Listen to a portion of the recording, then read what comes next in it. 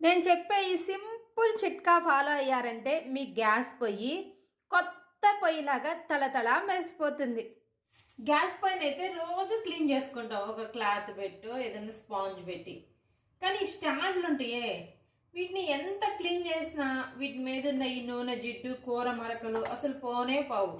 సరే అని పనమ్మాయికి ఇచ్చాను అనుకో కడగమని, మా పని మనిషి నాకంటే సుకుమారి, నేనే కొంచెం గట్టి రుద్దుతానేమో, అస్సలు రుద్దు, చేతులు నొచ్చుతున్నాయి మేడం అనిద్ది.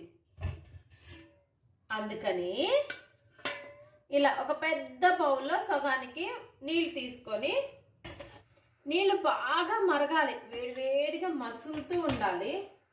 ఒక పెద్ద స్పూన్ సర్ఫ్ వేసుకోండి నీళ్ళల్లో. ఈ గ్యాస్ పై మీద పెడతామే ప్లేట్లు, ఈ ప్లేట్లు, ఈ స్టాండ్లు దీంట్లో పెట్టేసి బాగా గుడుగుడుగుడుమని ఒక 2 మినిట్స్ బాయిల్ అయిన తర్వాత తీసి లైట్గా స్క్రబ్బర్ పెట్టి అలా అలా అంటే మొత్తం మురికంతా పోతుంది, జిడ్డంతా పోయి కొత్త వాటిలాగా వస్తాయి. ఇలా నీళ్ళల్లో పెట్టి ఇలా దియ్యంగానే షైనీగా అవుతాయి అని నేను చెప్పను.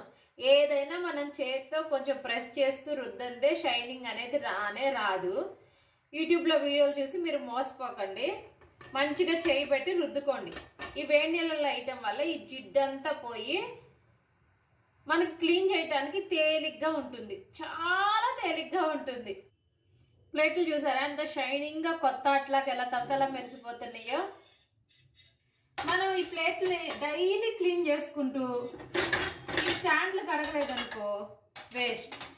ఈ స్టాండ్లకు పట్టిన జిడ్డంతా ఈ ప్లేట్లకు అంటుకుపోయి ప్లేట్లు నెక్స్ట్ డేకే నల్లగా అయిపోతాయి.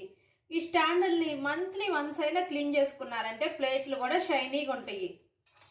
మంచిగా నేను చెప్పినట్టు వేడివేడి నీళ్ళల్లో సర్ఫ్ వేసుకొని మరిగిన తర్వాత ఈ స్టాండ్లు పెట్టుకొని ఒక 5 మినిట్స్ ఆగిన తర్వాత రుద్దేసి కడిగేశారంటే కొత్త గ్యాస్ పొయ్యిలాగా ఈ బర్నర్స్ కూడా మంచిగా షైనింగ్ వస్తాయి. ఈ బర్నర్స్ కూడా వేసుకోండి.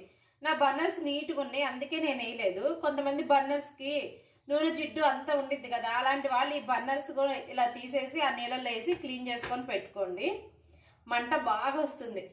ఈ వేడి నీళ్ళు ఏం చేస్తున్నారు, పారబోస్తున్నారా? దీంట్లో చక్కగా మసిగుడ్డలు పెట్టుకొని ఒక్క 10 నిమిషాలు అలా నానబెట్టుకొని ఉతుక్కున్నారంటే తల మెరిసిపోతాయి మసిగుడ్డలు కూడా.